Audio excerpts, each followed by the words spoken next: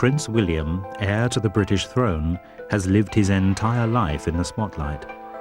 From his unveiling as a 3-day-old baby in his parents' arms on the steps of the hospital to his much-publicized trip to Australia at a year old, the cameras have been relentless in their pursuit of him. Charles, his father, had spent too long parted from his parents whilst they were on their royal duties. Diana, his mother, wasn't going to let that happen to her children. As a toddler in the garden of Kensington Palace, perhaps he had an inkling of what was to come and made a bid for freedom. There is, though, no escape for a future king.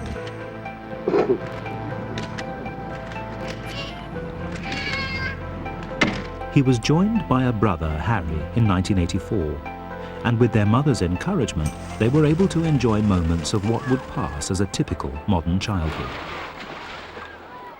Dad, it seemed, was left in charge of the rather more mundane royal chores.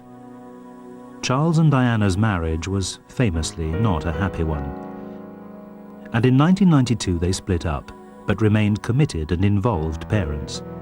Here, both attending William's first day at Eton. The breakup of his parents' relationship, with all the negative publicity, meant eyes were turning towards William as the long-term future of the monarchy.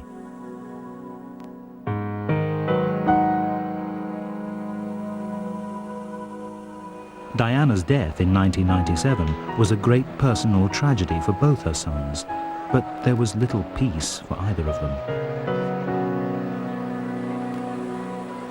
A grieving public demanded an opportunity to share their grief, and so William and Harry had to forgo their own sadness in order to put on a brave face and thank the crowds for being so sorry at their loss.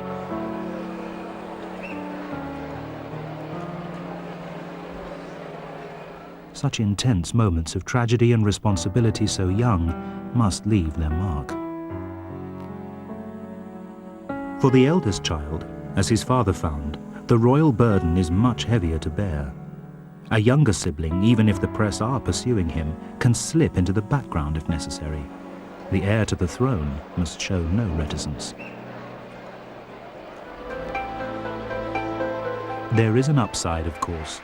Being treated like a touring rock star and having free gifts thrown at you can't be all bad. Especially if your father is at hand to show you how to do it.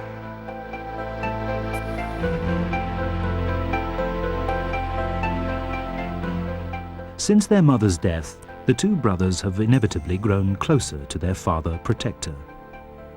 Charles and William are seen together a lot. Some critics have accused Charles of using William to boost his own popularity, whilst others argue that his is the benign guiding hand that he'd been denied in his own childhood. William's charm appears effortless. He's a lovely toy boy. He's lovely.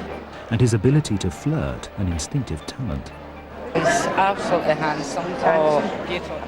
When it comes to the concerns and interests of the younger generation, roles are reversed, and he becomes his father's guide.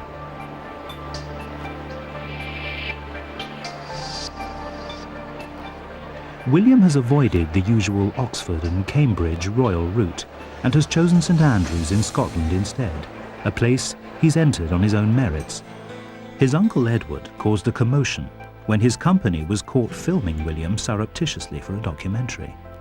The storm blew over after a few angry words from Charles, and William was left to what he and his father doubtless hope will be 4 precious years of seclusion before the royal merry-go-round really begins in earnest.